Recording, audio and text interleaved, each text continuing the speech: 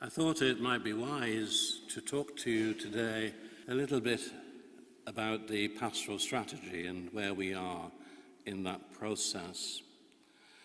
As you will remember, we had a look at the first part of the returns that had to be sent into the diocese. Before Easter, we were looking at them at Sunday Mass. There were sheets that you had, and to give you an opportunity to go through the various questions that the diocese were asking us to reflect upon.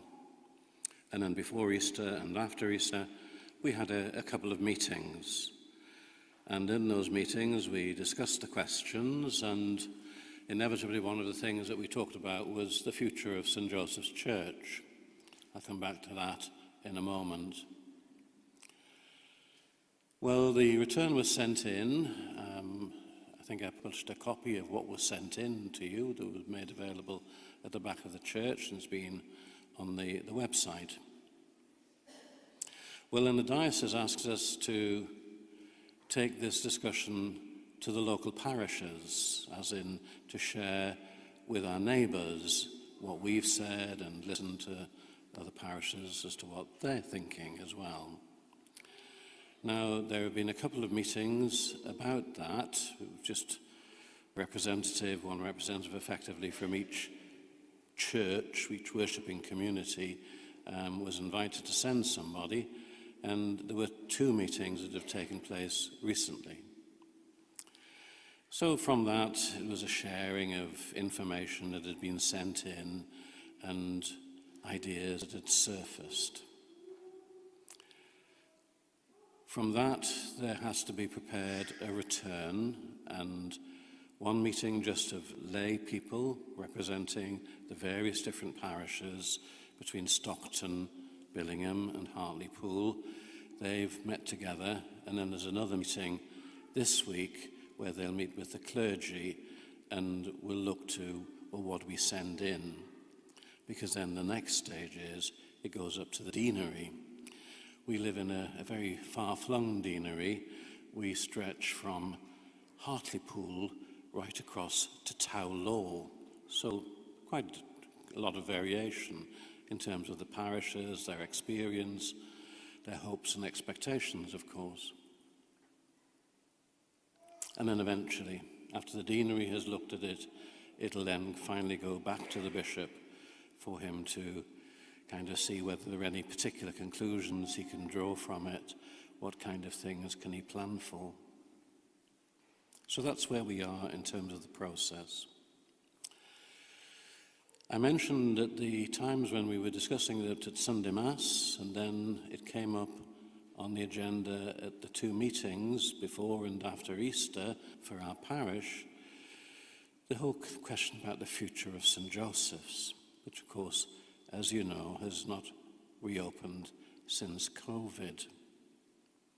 Now, at those meetings that were held, well, there was a variety of views. Of course, you're bound to get that. And I understand that for some people, the fact that St. Joseph's has not reopened and their love and attachment to that church goes very, very deep. It's a kind of painful experience, and it's a pain that's shared by many right across the diocese, not just about St. Joseph's, but many other churches, many other places where people have been, well, going through some of the most important experiences of their lives. And so it's hard to let go of somewhere. So there were some people who would just like to reopen the church. I must admit, I have said that I'm not sure about the wisdom of that.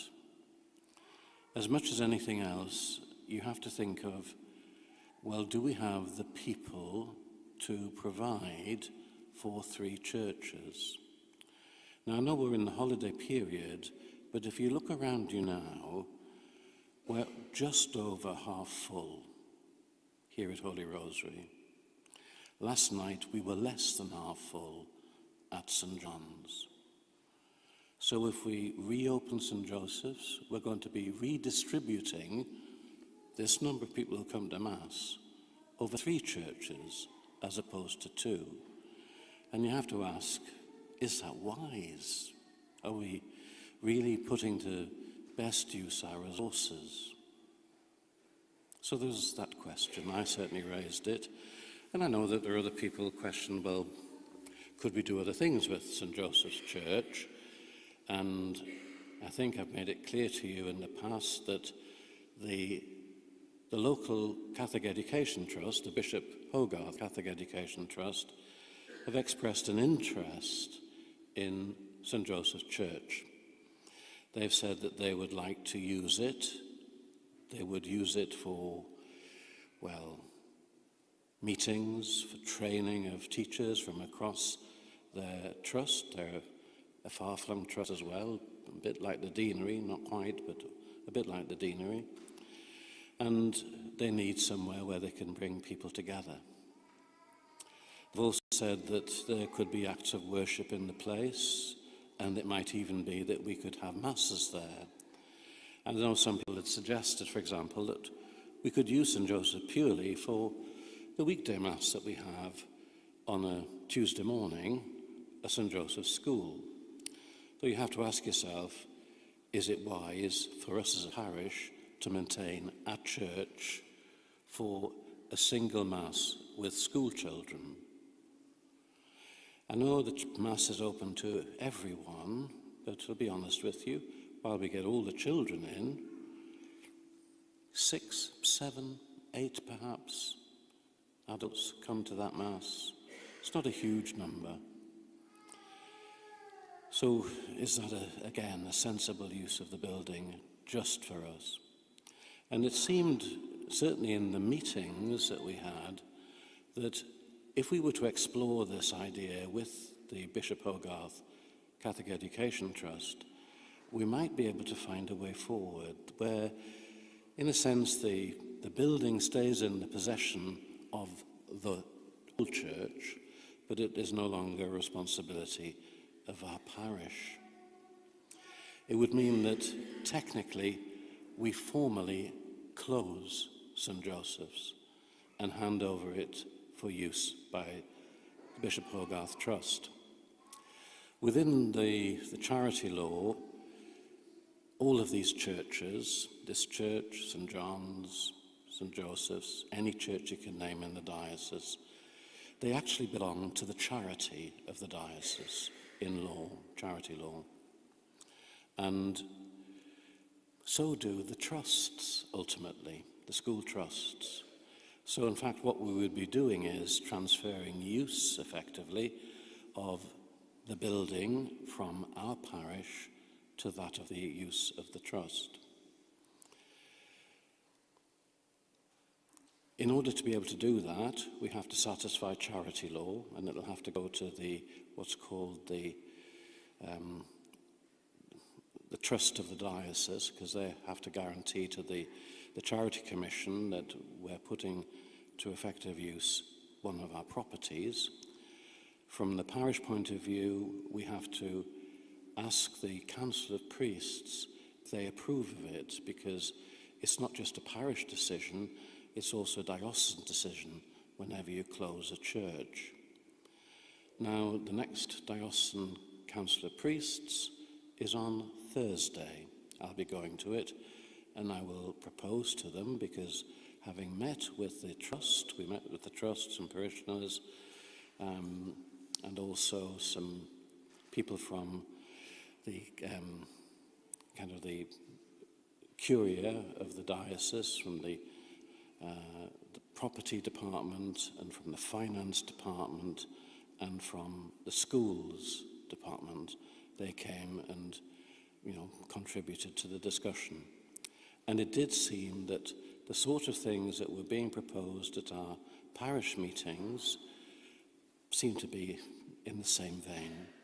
This trust is very keen to take over the building. They say they'll put it to good use. It'll be within the Catholic family, and there will be the opportunity at times to have Mass there. We cannot guarantee it'll be every Tuesday morning Mass, because they might use the building for other purposes at times. But it would be from time to time we could use it. Certainly, I would hope that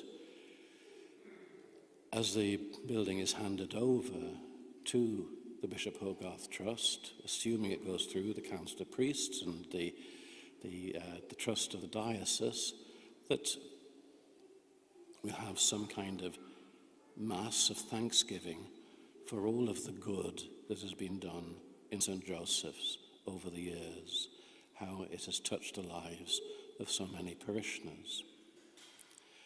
We can't do it before we hand it over, because at the present moment, the church is not in a condition that you could use. You may remember that there was an issue with the floor. The floor had to be taken up and replaced, but it's simply a concrete floor. It would be difficult to use it properly as a church at this moment. And also, apparently, there are some issues to do with the electrics, the sound system that would need to be put right. There are one or two issues to do with the guttering and the fascias and the roof, effectively, and that would need to be put right. The trust will have to spend money on it in order to put it into shape. From the parish point of view, we were estimating it was going to cost us something like £30,000 to put it right. They may be able to do it for less, we don't know, but even if they can do it for less, it's going to be a considerable sum of money. And my hope is that once they've spent the money, then they'll let us use the church, as I say, for a special Mass celebration. So really, it's just to let you know that's where we are. I'll be raising it at the Council of Priests to request that they'll give approval for the church to be officially closed.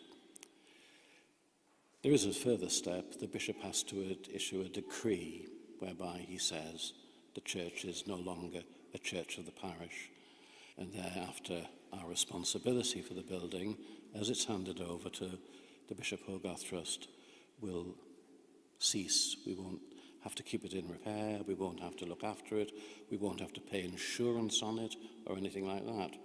All these things, of course, at the moment we do have to pay insurance on it, etc., even though we're not using it. So that's St. Joseph's. There are some other things you'll see in the newsletter, and I might as well mention these in the same breath. With the great, tremendous work that's been done by Caroline Kelly, Janet Dixon, and Callum Walker, there's been a look at the Medway. You'll possibly have seen already in the newsletter that the Medway is going to be out of action because some money is going to be spent on it. Wonderfully, Callum kind of took the lead on this to put in an application for a lottery grant, and we got £20,000. I mean, Callum needs a big round of applause, I think, and our thanks. It's tremendous what he's done.